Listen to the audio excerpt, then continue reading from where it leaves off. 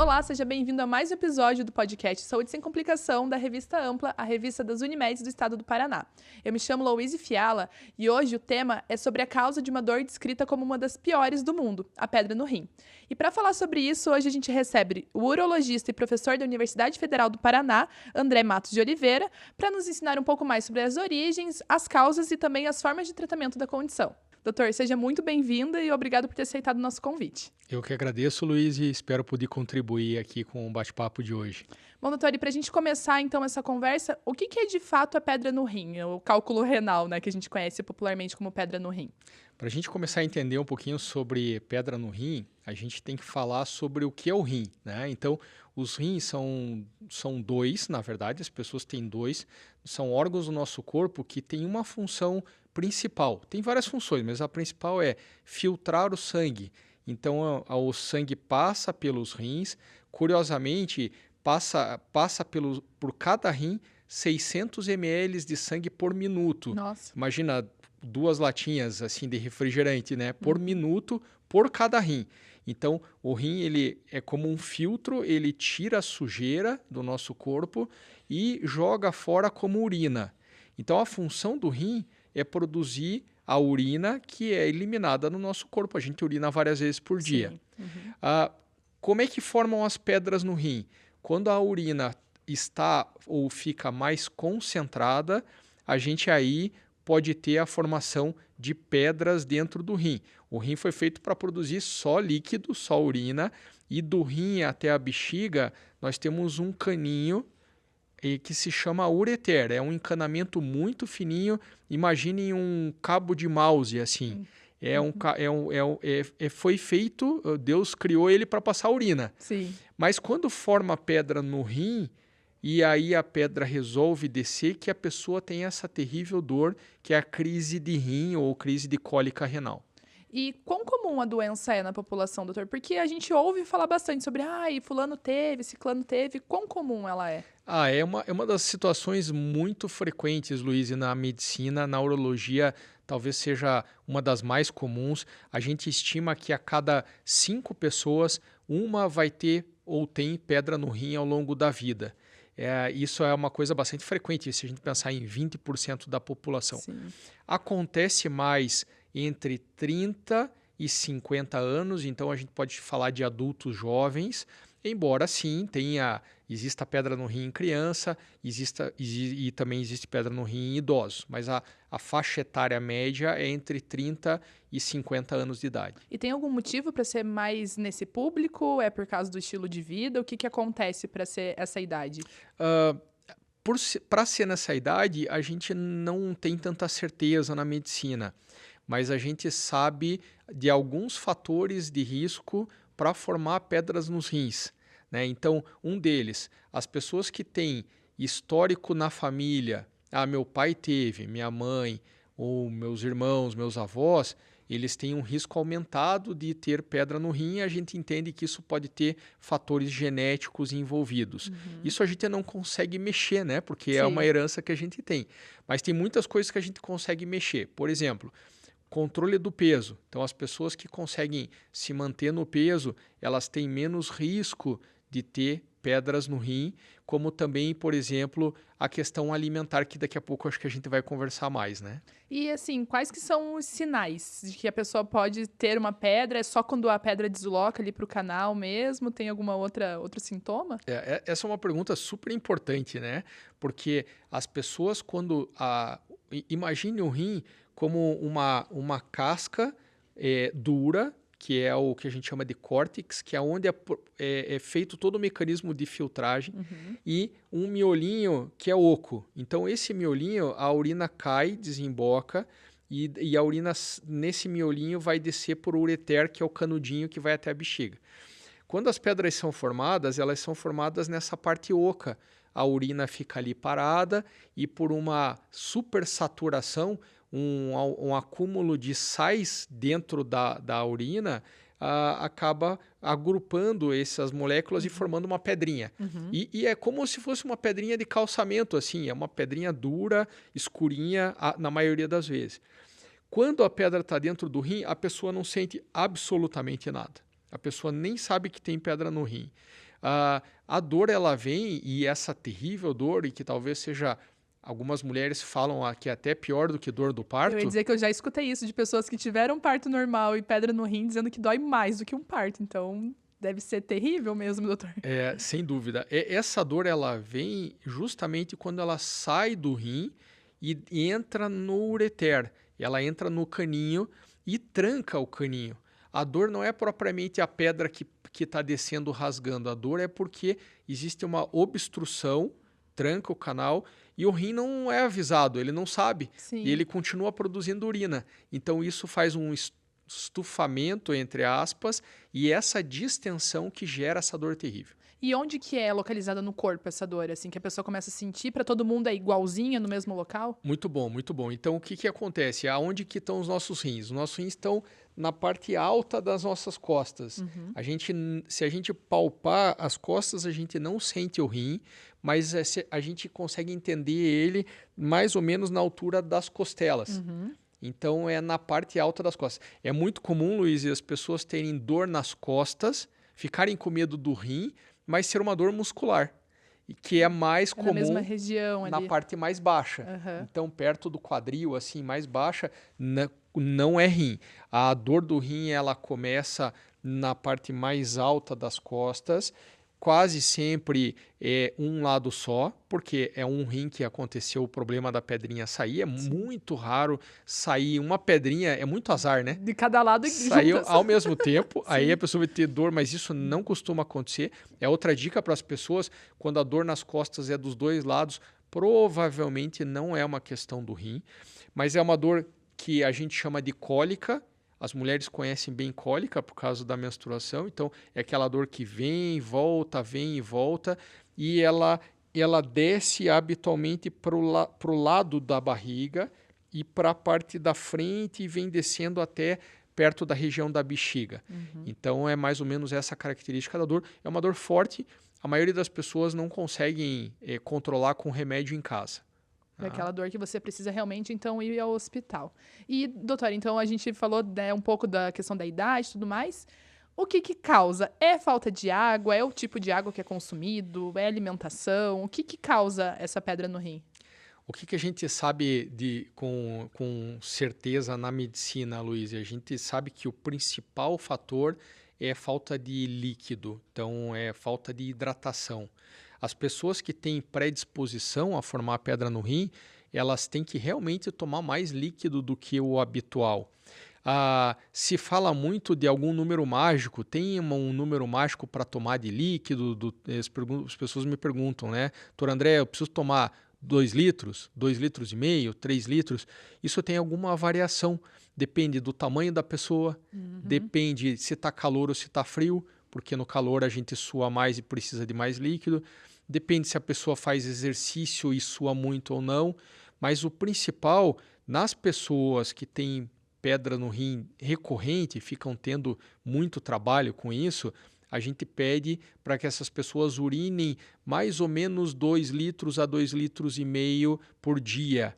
Então, é bastante, porque imagine, você urinar 2 litros, você tem que tomar 3 litros de líquido. Sim, é mais do que... Agora, o que é importante?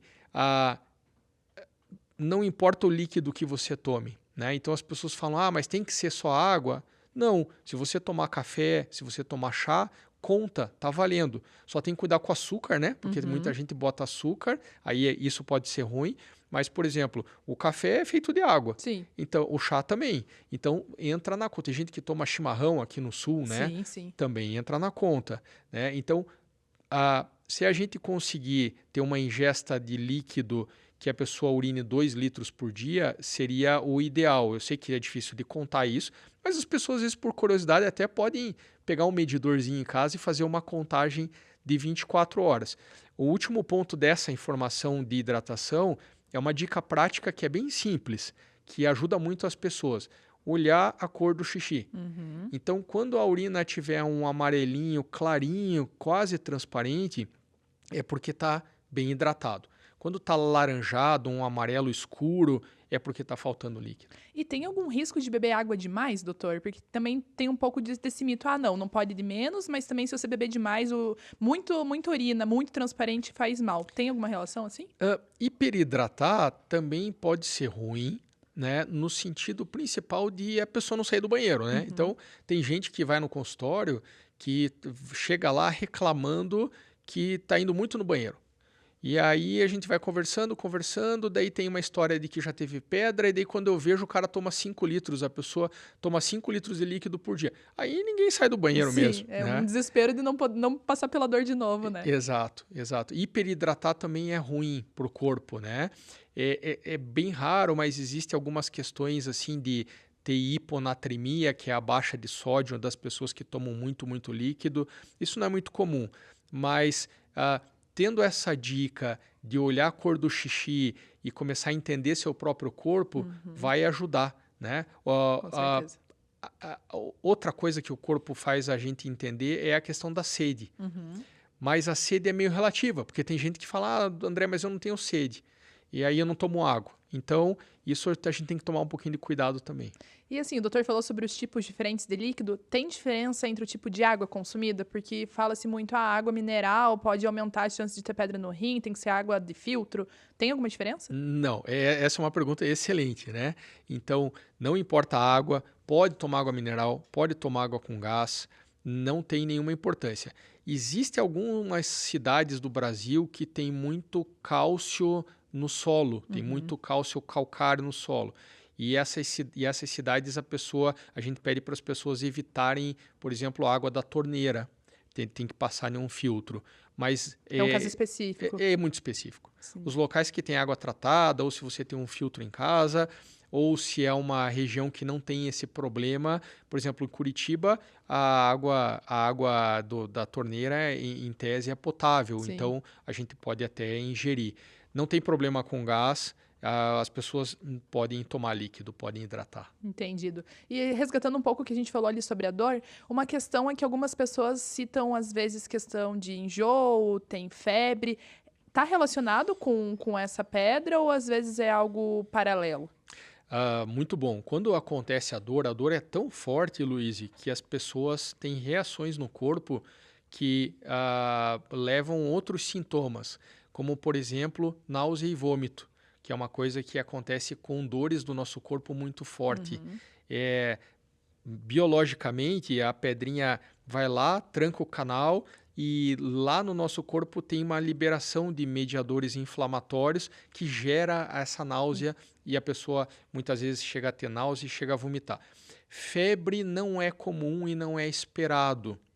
Não é esperado. Então, quando a temperatura passa de 37,5, a gente pode ter uma situação de infecção de urina junto, o que pode ser realmente muito ruim. Então, a gente não espera ter febre, mas quem tiver febre no momento que está com uma crise de rim, aí sim tem que ir para o hospital, porque aí o médico tem que ver.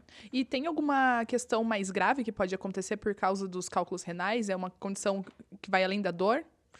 Tem sim. Então, basicamente são duas coisas, né? Quando a pessoa está em crise de rim, ela toma remédio, melhora, às vezes vai para casa, depois tem outra crise até a pedrinha sair, né? A gente pode esperar a pedra sair e a gente tem hoje remédios que ajudam as pedras descerem. A resposta é sim. Exceto se a dor for insuportável, aí ninguém vai ficar sofrendo, a gente vai lá e vai retirar a pedrinha. Nós, urologistas, fazemos os procedimentos para tirar a pedra, ou se a pessoa começar com febre. Aí realmente é um sinal de alerta, porque imagina um rim trancado com uma pedra e essa urina com infecção. Sim. É um caminho bem perigoso para ter um problema mais sério, como uma infecção generalizada, que as pessoas chamam, né? Que nós na medicina chamamos de sepse. E assim, como que é feito o diagnóstico? A pessoa foi, sentiu a dor nas costas, foi até o hospital. Como que é fechado esse diagnóstico? Não, realmente é um cálculo renal. Nós médicos nós estamos muito treinados, né? Então eu dou aula lá na Federal, os alunos são muito treinados para identificar uma situação como uma cólica renal. A gente vai de cara medicar essas pessoas para tirar a dor E aí, depois que a gente tira a dor, a gente consegue investigar. Basicamente, além, claro, do exame físico, do exame do médico ali, clínico, que ele faz na hora, a gente pode fazer imagens de dentro da barriga. A gente pode tirar fotinhos de dentro da barriga, em especial do rim, para saber como ele está e para saber se tem pedra no caminho ou se o rim está dilatado. Isso é feito inicialmente com ultrassom, que é a ecografia, aquele aparelhinho que passa um gel na barriga e olha lá dentro. E em alguns casos a gente pode fazer uma tomografia, que nada mais é do que um exame mais sofisticado, que a pessoa deita numa maca e passa um aparelho como se fosse um arco, e ela entra e sai, e a gente consegue ter imagens bem precisas para conseguir confirmar essa suspeita, né? Entendido. E uma vez diagnosticado, feito o tratamento ali, precisa de cirurgia, não precisa de cirurgia? É cada caso? É cada caso. Depende muito do tamanho da pedra, Luiz. E se a pedra for uma pedra pequenininha, e a pequenininha que a gente chama é até 0,5 cm ou 5 milímetros, as pessoas têm uma chance muito grande de soltar ela sozinha. Uhum. E aí depende daqueles outros fatores, né? Se a dor é muito forte ou não, ou se tem febre ou não, se não tem infecção.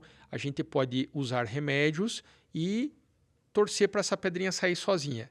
Isso acontece em pedras de menos de 5 milímetros em até 80% a 90%. Tem um limite de tempo que vocês esperam? Assim, começou a tomar o remédio, se em uma semana ela não sair... 30 dias. 30 dias? 30 dias.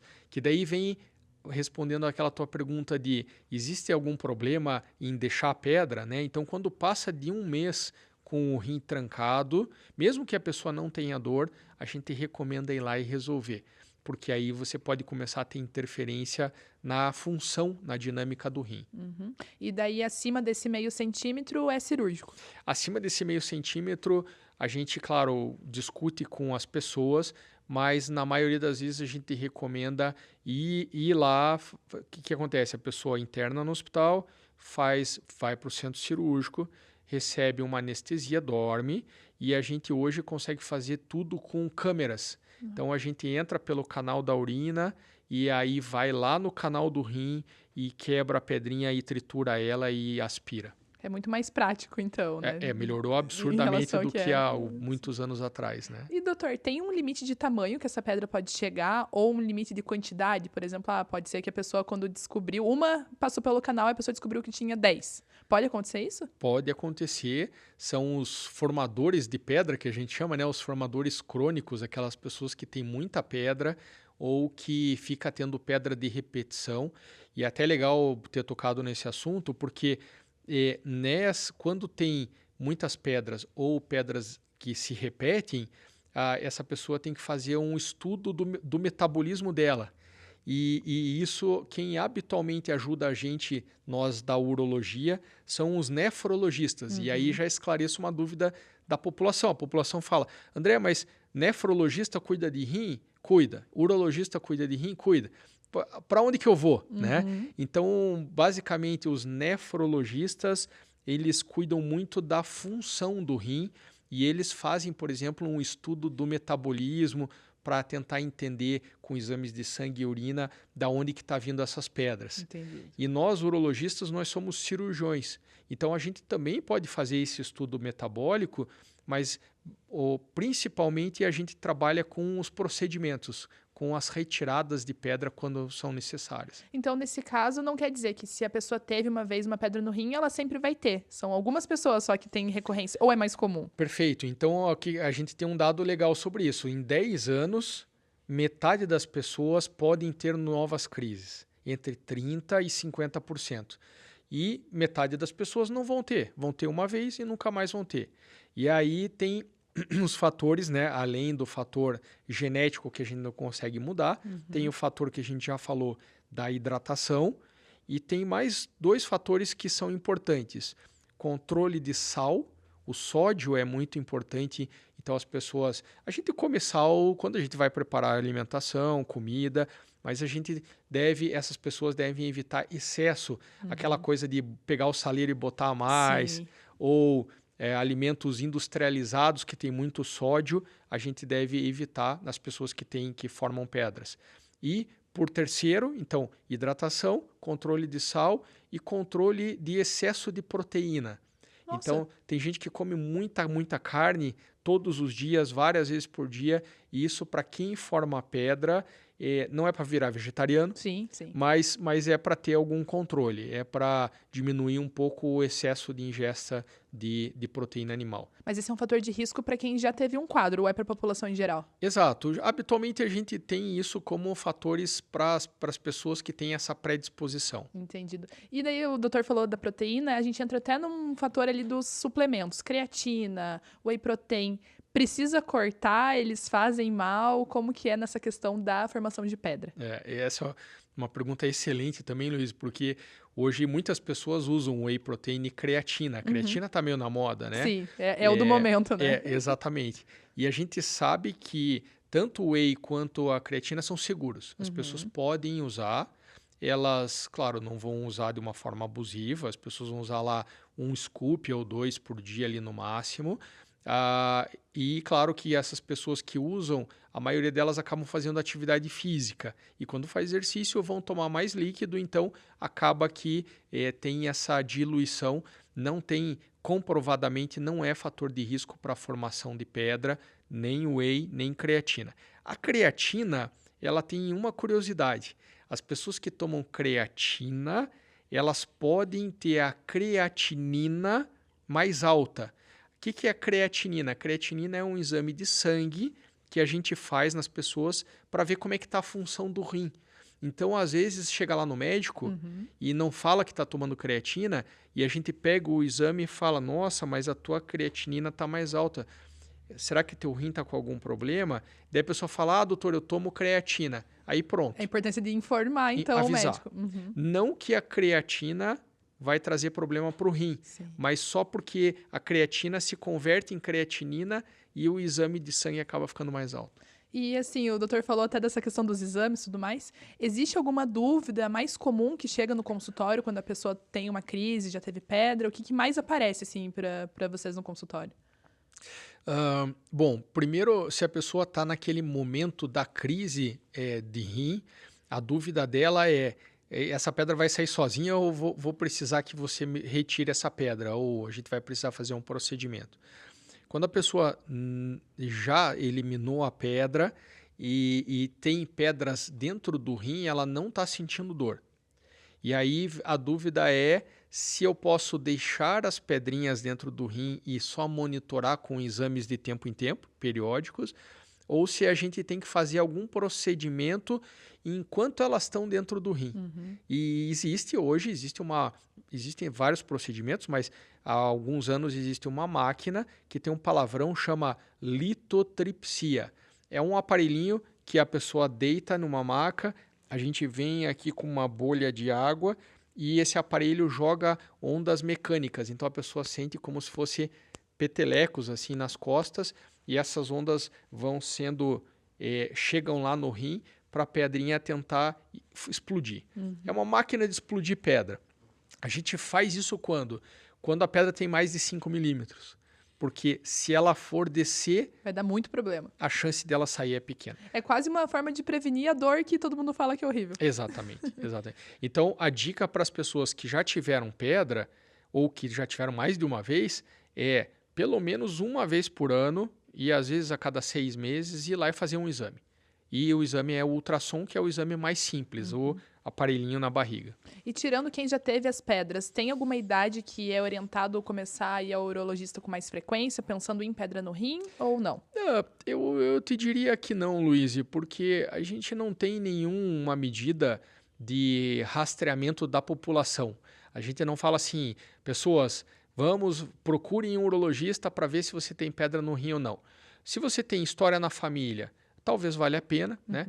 As mulheres costumam ir nos ginecologistas com muito mais frequência que nós homens, que somos mais medrosos, vão no urologista. E quando as mulheres vão no gineco, pelo menos uma vez por ano ou a cada 2 anos, o ginecologista pede uma ecografia Sim. para olhar o abdômen e tal. E nessa ecografia a gente já consegue olhar, ver os rins. Já é uma prevenção, então, ali junto. Já é uma prevenção.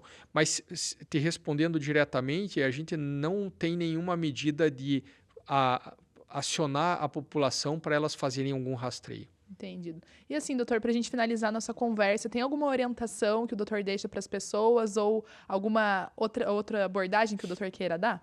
Sim, tem mais uma questão na alimentação, são duas, na verdade, importantes que as pessoas têm muita dúvida. Uma é, as pedrinhas, elas são quase sempre formadas por oxalato de cálcio. E as pessoas têm muito medo de ingerir coisas com cálcio. Então, volta e meia chega no consultório a pessoa que teve pedra no rim, que não está mais tomando leite, que não está mais comendo iogurte, comendo queijo. Então, e isso não precisa acontecer. Então, não é o cálcio da alimentação que leva à formação de pedras no rim. As pessoas, sim, podem continuar ingerindo leite, ingerindo iogurte, queijo, enfim, derivados. Né? Então, essa é uma dica importante. Super importante. A segunda coisa é que eu e todos os médicos urologistas, a gente adoraria que tivesse alguma substância, algum chá, algum alimento que dissolvesse as pedras das pessoas. Então, imagina que legal, você chega lá no consultório e fala assim, Luiz, você vai tomar o chá de quebra-pedra. E aí a pedra vai dissolver do teu rim e você não vai mais ter esse problema. A gente, como médico, adoraria que isso acontecesse, mas, infelizmente, a gente não tem nenhuma substância. Depois que a pedra se forma, a gente não tem nenhuma substância no mundo que vá dissolver essa pedra e fazer com que ela elimine sozinha. Ou a gente bate nela e quebra com a litotripsia, sim, ou a gente torce para ela descer e a pessoa urinar a pedra. A pessoa pode urinar a pedra sozinha? A pessoa pode. A maioria das pedrinhas são pequenininhas e as pessoas fazem xixi e soltam a pedra. Então, essa é uma outra situação também importante de lembrar. São só aquelas questões então, né? Igual da hidratação, do cuidado com a alimentação. Depois, uma vez que a pedra já está ali, é realmente o tratamento com o médico. Isso, com certeza. Bom, doutor, eu agradeço mais uma vez a participação do senhor aqui no nosso podcast. Nós deixamos as portas abertas sempre que quiser retornar com outros assuntos também ali da urologia. Muito obrigado, Luiz, e parabéns para a Unimed pela ação. É sempre importante a gente informar as pessoas, sim, levar a informação, e eu continuo à disposição quando vocês precisarem. Muito obrigada. E esse foi mais um episódio do podcast Saúde Sem Complicação. Esse episódio e todos os outros você confere no site da Revista Ampla, no Spotify e também no YouTube. Obrigada e até a próxima.